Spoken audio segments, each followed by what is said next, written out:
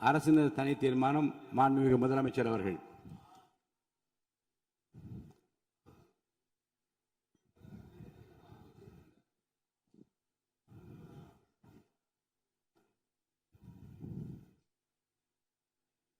மாண்புமிகு பேரவைத் தலைவர் அவர்களே,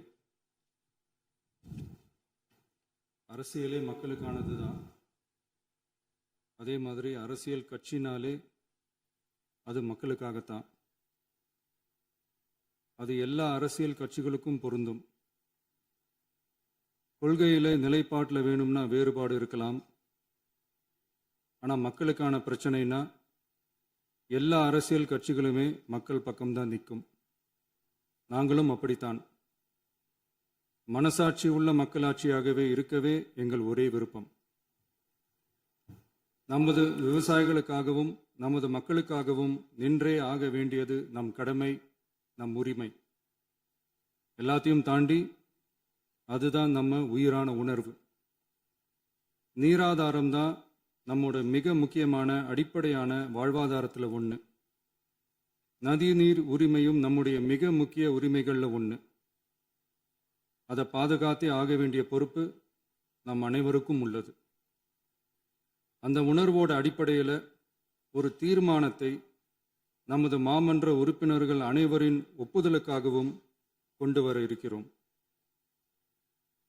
கட்சி வேறுபாடுகளை ஒதுக்கி வைத்துவிட்டு யாரும் யாரையும் குறை சொல்லாமல் ஒட்டுமொத்த தமிழ்நாட்டிற்காக நாம் அனைவரும் ஓரணியில் நிற்பவர்கள் என்பதை நிரூபிக்க வேண்டுமாறு அனைத்து சட்டமன்ற கட்சிகளின் அனைத்து உறுப்பினர்களையும் கேட்டுக்கொள்கிறோம்.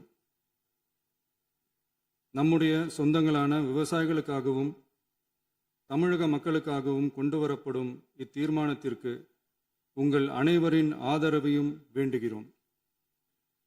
ஒருமித்த கருத்தோடு இதை நீங்கள் அனைவரும் நிறைவேற்றி தர வேண்டும் என அன்போடு கேட்டுக்கொண்டு இந்த தீர்மானத்தை படிக்கிறேன். தீர்மானம்: காவிரி நடுவர் மன்றம் 5/2/2007 அன்று அளித்த இறுதி தீர்ப்பையும் மாண்புமிகு உச்சநீதிமன்றம் 16/2/2018 அன்று அளித்த தீர்ப்பையும் மதிக்காமலும் சம்பந்தப்பட்ட படுகை மாநிலங்களின் இசைவை பெறாமலும் ஒன்றிய அரசின் எந்தவித அனுமதியை பெறாமலும் கர்நாடக அரசு தனிச்சையாக காவிரி நதியின் குறுக்கே மேகதாதுவில் அணை கட்ட முயற்சி மேற்கொள்வதை எந்த வகையிலும் ஏற்றுக்கொள்ள முடியாது என்பதால் கர்நாடக அரசின் இச்செயலுக்கு தனது கடும் எதிர்ப்பை இப்பேரவை தெரிவித்துக் கொள்கிறது.